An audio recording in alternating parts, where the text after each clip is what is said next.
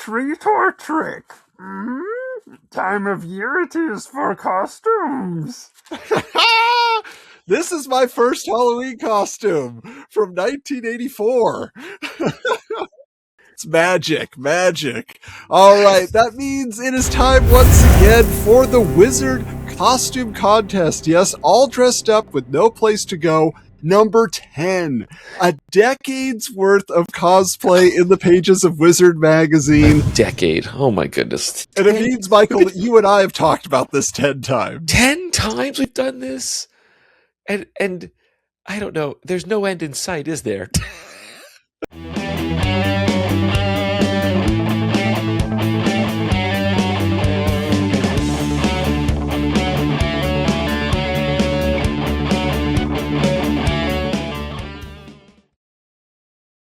And I feel like we still haven't inspired you yet to don a costume with no spandex in your closet. Not quite. No. Don't worry, I do it enough for both of us here. But this is fun. Again, this is something where through all the years of Wizard putting this out, like, we are able to see the evolution of cosplay just as a concept in the construction of the costumes, but just the characters are always what fascinate me the most. Just the choices that people make. So I can't wait to get into this. There are choices for this one, let me tell you. I don't even know where to begin. But it's so funny. We always do this, and because of the way the issues sort of fall, it's never really landed near Halloween. It's always sort of some random point in the year. So funny. Are basically at the beginning of the year, we're getting into the Halloween spirit, but there are those people that are just counting down. They're like 10 more months till Halloween. That's all they want in life. So I can feel it. I understand. I'm sure you can. My head is still hurting the fact that you still have your Halloween costume when you were 2 years old. That blows my mind. That's pretty amazing. So, also, I just wanted to ask you, have you ever bought a hoodie from our TeePublic store? Yes, I have one. It's it's one of my warmer hoodies. It is one of the warmest hoodies that I own. And I didn't want to even just shout it out, but it's been so cold here in New York. It's been below freezing for the last week. And literally like the ocean is frozen over. And I was like, I need to be donning that hoodie more because it was so warm. And I'm like, figured I'd give a shout out to our TeePublic store. What are you doing hawking this thing? We want to hear about Halloween costumes. We never talk about our TeePublic store. So this is for the year. We're suggesting you go get a hoodie. All right. We'll put a link in the bio or something. You'll find it. Don't worry. But yeah. So anyway, I have to share the screen now. And we will get into this here. Allow. Now, the thing we should say as we're getting into this is that the prize is not money. They are not giving out, actual cash prizes, but it is $1,000 worth of cool comic loot, which they also don't specify. So I'm always wondering what that adds up to. They just it's whatever they had lying around in the offices in Congers, I feel like, is ultimately what it comes down to. It's just we got some statues, we got a few limited edition comics. Give it to us, Michael. Oh, well, what else were they had? What were they giving away? They were giving away so much junk. They had oh God, I'm blanking. What was that really cheesy? I'll be honest. All I really wanted you to say was limited edition. Oh yes, damn it! I've been out of the loop for so long, guys, that I missed my cue for the limited edition Wizards comics geeky stuff that we're giving away here for costume contests. Yeah. If you know right. Well, so this is very interesting too. We do have to say that this first page of costumes that they have offered up, I gotta say, the first one here, this Optimus Prime, I feel like these are costumes you see much more often. I was just at Universal Studios Hollywood, so I saw the movie versions of Optimus and Megatron and everybody, Bumblebee tromping around. But I mean, you don't even need to wear this costume. You just built an awesome statue for your house, right? Yeah. And what's funny is this is probably made out of foam or cardboard or whatever. Nowadays, people are 3D printing these things now, which is insane, Yeah, you just think the time they had to put in just to find the materials and shape them back in the day. And now, yeah, it's just just throw it in your machine piece by piece. program it pretty out. good though. I gotta say, it's pretty legit from Don Sowers from Birmingham, Alabama. Pretty good, And he Don. looks like he's in a junkyard or a construction Yeah. site or something. His background there. So, Seriously, he's ready for a battle with Megatron. It looks like. yeah. So next we've got a Supergirl here, and why do they always do this? Why do they always do this? I'm just gonna leave it on the screen, guys. You can read it yourselves. But I will say, so this was very much in the time of the like Justice League Unlimited animated series, and this was exactly how Supergirl looked in that animated series.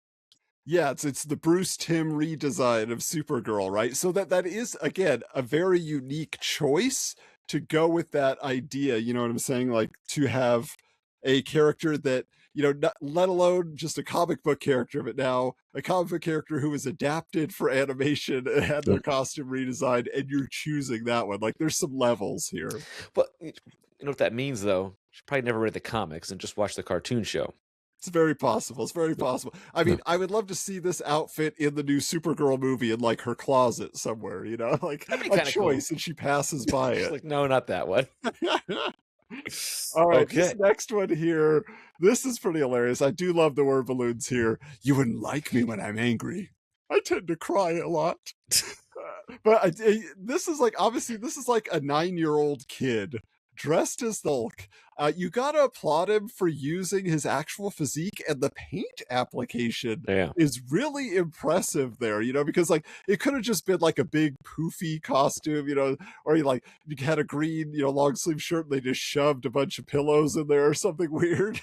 So the fact that he's just going all out is pretty nice. I feel like Robert's mom's just gonna hose him off in the backyard when this is done to get that green off him, because otherwise it's gonna be all over the house. I can just see that as a parent. It makes you ask, like, do you think that as he grew up, he's just like, he looks at this picture, he's like, no, I gotta be the real Hulk. And he's just been bulking up all these years where he's just like huge. I would love that. Oh, it's in Florida, so he's definitely was hosed out in the backyard. Definitely hosed in the backyard. That's too funny. All right, so next we'll go down here, and this is kind of funny because this is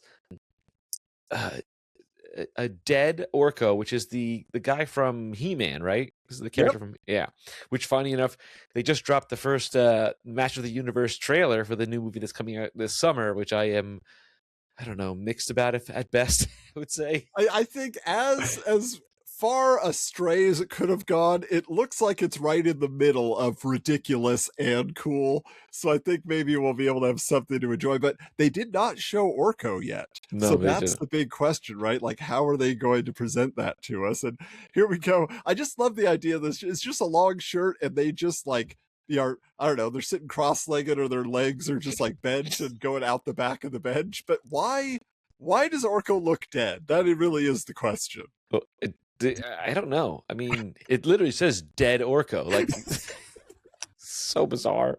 Wait, but it's also she's both. I didn't realize that. This is the same girl? Yeah, it's saying that she's Supergirl and Dead Orko, and it's one name. So whoa, Wow. that's Interesting. range. Yeah. I wonder if she's using the same gloves for both. Yeah, there you go. And she's obviously an animation fan. I mean, that's just what it comes down to. Clearly.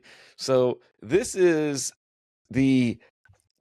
like the Kevin Smith reference of Jesus, right? Like, yeah, from Dogma. Yeah. So, yeah, I mean, what more do you need to say? It's literally just right there. This is one of those things where, like, I get it, but it's just like, it almost always comes down more to the pose than the costume. And anybody can do the 2 thumbs up, you know? So I'm less impressed by this one. However, as we go up, there is a character. I just want to know if you recognize this Venom-looking character, Michael. Any idea?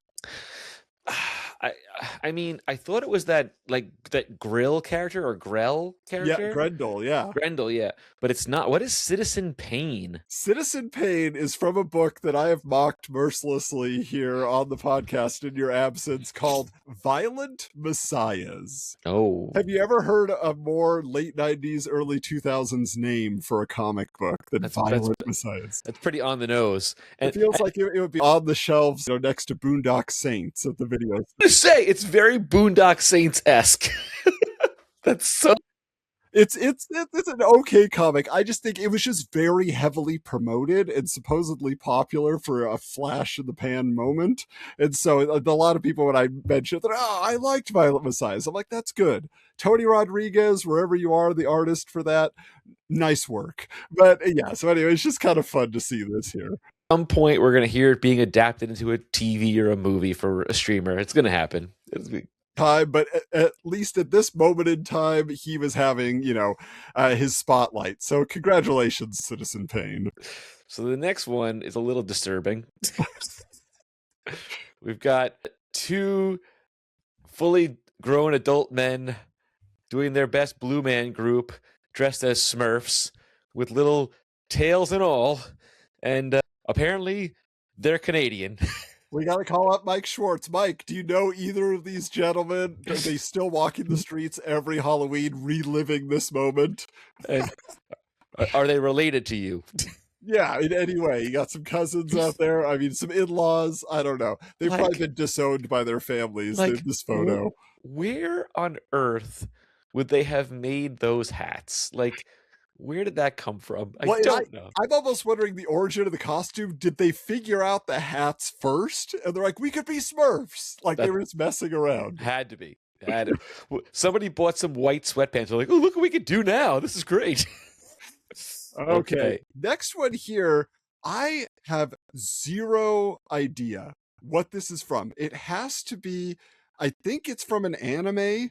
And I believe it was mentioned in like where they were saying, what if we got American comics creators to do their version of an anime or manga character? And I think this was either a J. Scott Campbell that did it or Joe Madureira. I can't remember, but it's Bash the Stampede. It's from some anime as far as I know. So I just look at it and I'm just like, is this Final Fantasy? No, I don't know what it is, but there he is. I mean, somebody's really excited that Vash the Stampede got his moment in the sun. Apparently. Literally, he's outside. So this Cyclops, I will say, is actually pretty darn good. And it's, I would say, there was a style of Cyclops in the comics that had this, but also this has sort of a little bit of elements of the Alex Ross design as well. I'm going to ask if you knew about that, if you remembered that, because this guy is playing the game. He's like, Alex Ross showed his designs exclusively in Wizard in an X-Men special, right? So he's like, so I'll do that and I win, right? Instead, they make fun of him. He barely has love handles. Come on, Wizard. Give this guy a break. Yeah.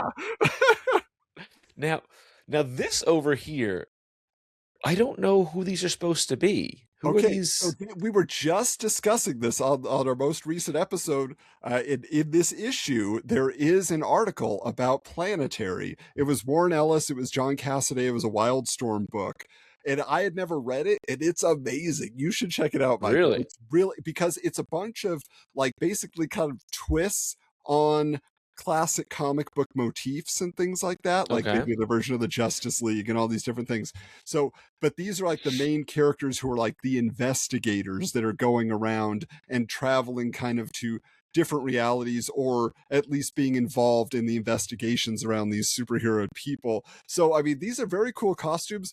What I find interesting is just the background, because I want to know was that done in Photoshop, or does this guy have a photo studio? You know what I'm saying? Like for, the prom kids come in and get their prom picture. This was at this time of year, or this time in the comic or in the issues, this was very early Photoshop. So likely it was probably a Photoshop done like on a backdrop or whatever, and they just cleaned it up and put something else in or added watercolors behind it, which was very, very easy to do back in the day. What I want to know is, how did these two guys convince this girl to dress in this outfit with them in this photo? Yeah, you always wonder, right? Like, what is the relationship? But I think because there's just a name, Randall Kirby from Ontario, as like the designer. I think he created the concept of the costumes, and then he just pulled in his friends or hired models to do, the modeling of the costumes for him. He's the mastermind. So this is Randall's grand plan. Apparently. So this is our 2 Canadians so far, right? Yes, Will we have more Canadians in this thing? We know. I will tell.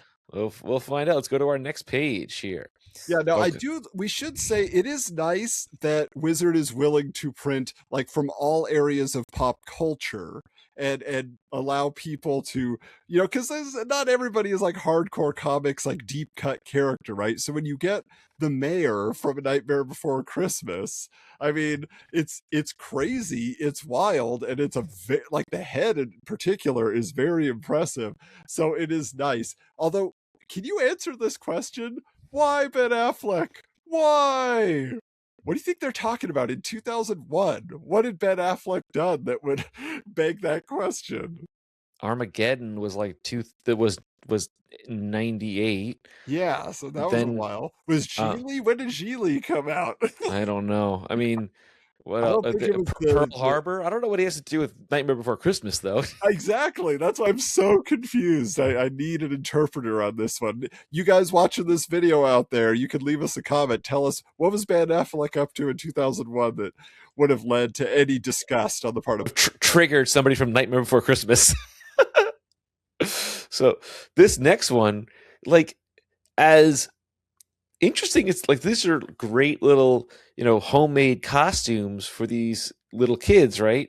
But what I find so interesting is it almost feels as if it was pulled from the 1960s style of, like, I could envision some 1960s kid wanting his mom or whatever to sew him a costume, and this is probably exactly what they would look like in that time. in here because it says Mon Pa Garrett. The kids each have Garrett as their last name. I'm thinking these are grandkids, and the dad and like his brother, when they were younger, wore these costumes, and they just said, "Mom, can you make costumes for our kids?" Because their kids saw a picture of it. They're like, "We want to be them too." Very possible. Listen, we make up our own stories here on Wizard That's right. Night. We're storytellers. That's what we do. Okay, now let's go down here. Why is this dog? Speaking Hey, of crypto, very popular these days. James Gunn would approve of this costume. I don't know what to do about this one next to us, but we'll go over here first. So we've got this rogue here, and with this new shapely bod and pretty smile, Doctor Doom shall. Oh no!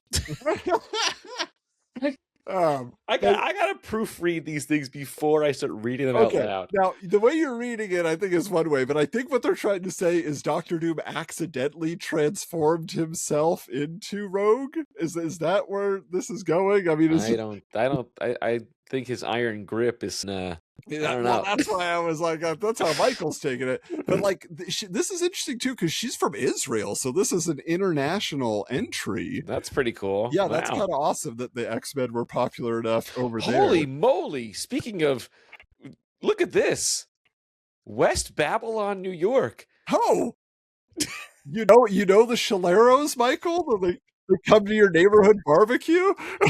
I want to find the Chaleros, and I want to find Jeffrey Solero and be like, "Yo, I just talked about you on the podcast." That's so bizarre. What are the chances of that? I would have never imagined. That's so crazy. And of course, it's a dog. Dante the dog is not going to be around anymore, but who might still be with us is Kristen Muldowney as Death. She's over New Jersey, Michael. That's not far either. Sure. She might be as pale as ever. It's walking. But she could have been paler. She's not pale enough in this photo, I feel like. I mean, they could have just desaturated the photo. Where's that early Photoshop? Come Seriously. on. But it is interesting because Wizard was constantly doing these lists. How do you get your girlfriend to read comics? And they always say, give her Death, the high cost of living. So it just seems like it's a classic costume, easy to pull together, but it hits the mark. It does convey everything you want. So I like it. Sure. All right. Now let's go right here. I don't know what is happening here. That's not how you look every night on the internet, Michael, when you're in your private time. That's your what? So do you know who this character is? What he's from? Spider Jerusalem? I have no idea what this is. None. Transmetropolitan. We got to get you up on your Warren Ellis reading, or maybe not, given recent events. But but that's another book that was like this edgy, like kind of let's fight against the man style story. And the guy was like, this was his look. And they actually sold replica sunglasses. So I'm wondering if that guy bought them or if he made his own. That's the big question. I'm going to say he bought them or somehow got them. Now, first of all, I got to look at this laptop. That laptop is probably about 40 pounds. I'm going to go up here. And so, this is a Street Fighter character, right? Or is it the context clues right there, right? Yeah. So yeah, Akuma is one of those characters. I think he was the boss. Was he in Street Fighter 3? I can't remember which one that he debuted in, but he was like kind of like the mystery boss that you had to fight Akuma. And then he became a playable character in all like the Versus Capcom games, Okay.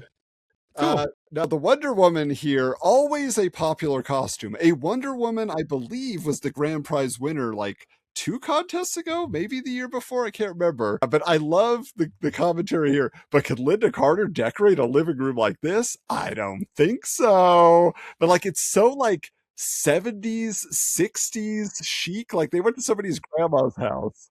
And like this is one of those chairs that my grandmother would have plastic over it, or you sit on it would just go and the stained glass thing. Oh my goodness, this is like out of a bygone era. Holy moly! So for a homemade costume, that's pretty impressive. And she's got like the classic, like I feel like that's the 50s Wonder Woman hair almost with the swoop there at the bottom. So all right, let's look at this Jack Skellington here. It's pretty good, man. I gotta say, it's pretty decent, and it's tall. It looks like he has platform boots. Do you see how big those boots are? That's got to be platform boots. Boots. Well, this reminds me of, I had a friend who went to his homecoming dance, I think it was, maybe his prom, as Jack from Jack in the Box. So he literally just had the suit and then he made himself a Jack head. And so all his prom photos or whatever are him as Jack from Jack in the Box. So I want to see a crossover. Smiling to hide my disappointment from Planet of the Apes. Leave Tim Burton's Planet of the Apes alone. Come on.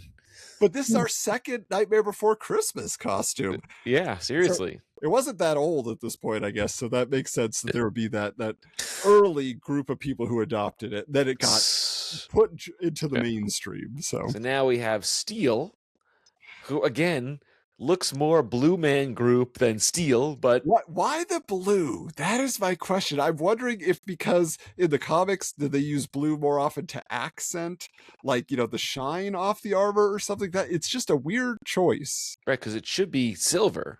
Like I don't understand. Yeah, obviously they had silver. You look and see it on the shield there. Yeah. The question I have though is, look at those gigantic like boxes on his boots. Like, yeah, I'm sure Steel had those on some level, but they could not have been that big. Now we don't have any smaller boxes, Ma. We'll just cover up these cereal boxes in felt. Now, I'm gonna say this. I'm gonna instantly regret it, but. Look at how these hoses are sort of running into his waist. Yeah, wait a minute. Now, I mean, that's even more questions. What is he trying to convey here? That's not a part of the Steel costume. He doesn't have a colostomy bag. He doesn't have... He's like, I can't get out of this suit. I got to pee into something. I mean, the catheter would be, a terrible villain, but maybe, in some way he's going to battle his arch nemesis we don't know about. Oh my goodness, that's mental. Holy moly. All right, let's go to the next page here. All right. So okay, yeah. Let's talk about this because how did this not win? Just for the intricate nature of the seriously. This didn't win? No, it's not even like it doesn't even look like they're doing runner-ups, but guess what? She's Canadian. Or at least yeah. Yeah, this one's from Toronto. This Mike might know her. Or at least a photographer. Wait, and now the other question I have, now that I'm looking at this, what's the name of the guy? You got to look this up, Michael. What's the name of the guy who created... Oh, no, I think it's Brian. But I was going to say who created Scott Pilgrim. Because he's Canadian, and but he's like Brian Lee O'Malley or something. Is that him? So maybe I'm way off. I was just like, wait a minute. But no.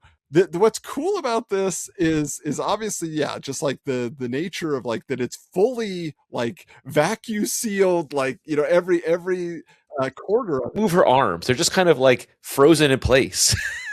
I think she didn't win because she doesn't look happy to be Yeah. in that costume, and it looks uncomfortable, so it kind of takes you out of the whole, hey, it's awesome, it's Sarah Pazzini, and you're like, ah, but she doesn't want to be Sarah Pazzini, her boyfriend put her up to this, Oh, and you they are know. not together anymore, I bet. All right, look at little Andrew Rothstein over here doing his best Aquaman. Again, a homemade costume. Just go to a store, get an orange hoodie, and find some green tights, and you're good to go. I mean, did you But, read the word balloon there here, Michael? They're taking a dark edge on this one. but again, another Long Islander. Look at this. You guys are Another, doing it up right over there. wow, another Long Islander. Holy cow. Interesting. Now, okay, this Phoenix Jean Grey is very, very good. But if I look at like this, which is great looking, is not nearly as intricate and good as this one, though. Like, However, this is what I want to say, because all of these, this Hawkman, Wolverine, Catwoman, and Phoenix, they are all by the same guy, Scott oh, Crawford, who is the Wolverine model, but he got his friends to join in.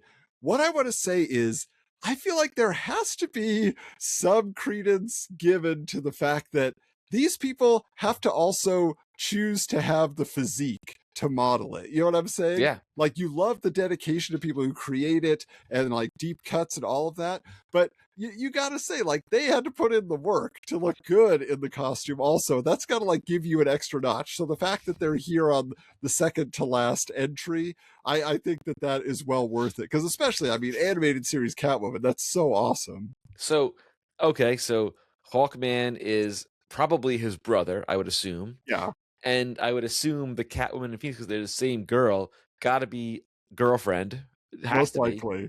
Yeah. So there you go. I mean, But they listen, are that's, so accurate. That's what yeah. I'm saying. Like that, and I do feel like sometimes they did it in the past where the winner did like a full group of X-Men Yes. costumes. That I remember that was a while ago. Yeah. That was But like, I don't know if they feel like that's cheating when they like give it to somebody who like puts in multiple entries, so they maybe don't allow them to be the grand prize winner anymore. But I mean, all of these just look perfect. yeah, this So, one is great. You know, I think the Hawk. I mean, to have your brother be this ripped is a good sign. well, yeah, and Like, Wizard had their own Hawkman model at the time that they had taken a bunch of cosplay photos and they kept using him in different spots in the magazine. So this guy's just as good as that guy that they hired. So, it's pretty cool. all Okay, right, our here we go. grand prize winner though here. We started with Transformers, and here we are now looking at an actual transforming costume. Wow. Michael, have you ever seen a video of one of these? Because this is very commonplace now. Yes, I've seen people do this with little kids for Halloween, like doing like an Optimus form into the tractor trailer. But like this is, I would say way ahead of its time. Oh yeah, I mean, it's 2001. Nobody was thinking of this, let alone this guy said it took a year to create this, and he had done multiple costumes in the past of Transformers, but he's like, but none of them could transform completely. And so like he was really just working on this for years and years to figure out how to do it for sure. Because I mean, and now he chooses a character that I don't know that, I mean, it's called Breakdown.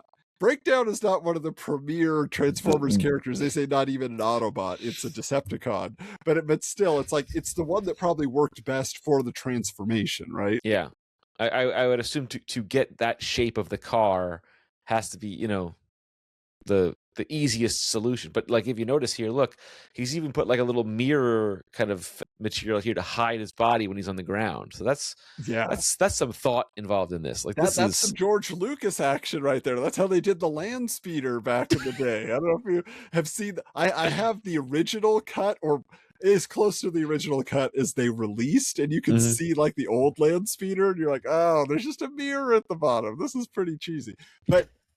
What I find awesome about this as well, and this is almost always the case with the grand prize winners, they always say, and I'm working on something else. Like I have another costume, like it's an obsession. And Mhm. this one he says the next one he's going to do they're suggesting that he should add the transforming sound effects to it. That makes all the difference, I think. But how are we going to hear it on paper? Well, Wizard will have to release a very special issue with one of those chips, like in the old greeting cards, you know? They'll throw it on the AOL install disk. There it is. Yep. Just load it up to your computer. So, Michael, here's the question, though. That's who they chose as the winner. Of everything we've seen, who would have been your winner? Like, who, at least got you most excited to say, like, they actually created this character and it looks great? I mean, the Witchblade is dynamite. I mean, the quality of this costume is something else. Like, pretty wild. Yeah, but it's hard to deny how cool that is. I look over on the other side of the page at the Phoenix only because like it is so perfectly like brought off the page. it is Like perfect. like you could do it like, oh, it gives you the essence of the character, but like not only is she a redhead, but like just the way that even like the gold is stitched to the green and everything. Yeah, like I'm it just is like pretty darn good. it is seamless, literally, and I'm so impressed by that work. The one thing that I've never, and people make this complaint all the time, if somebody could make these things in their garage, why can't Hollywood make a costume that looks this good Yeah, in the movies? Like, why does it always have to be like this weird looking Phoenix that they can't figure out or whatever? Like, it doesn't seem to be that hard. If somebody could make this, he made this in a cave with a box of scraps.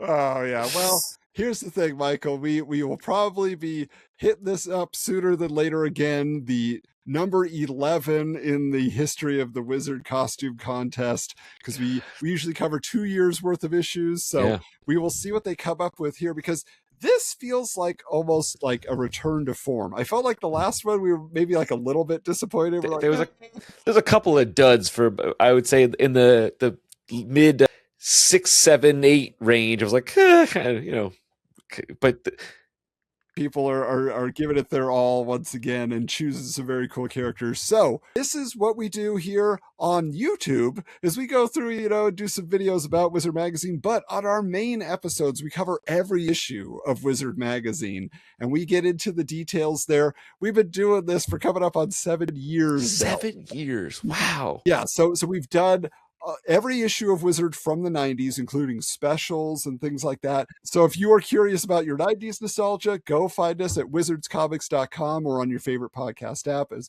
Wizards, the podcast guide to comics. But we are continuing on. This is from the year 2001, and we have 10 more years of Wizard to cover, Michael. At least 10 more of these costumes.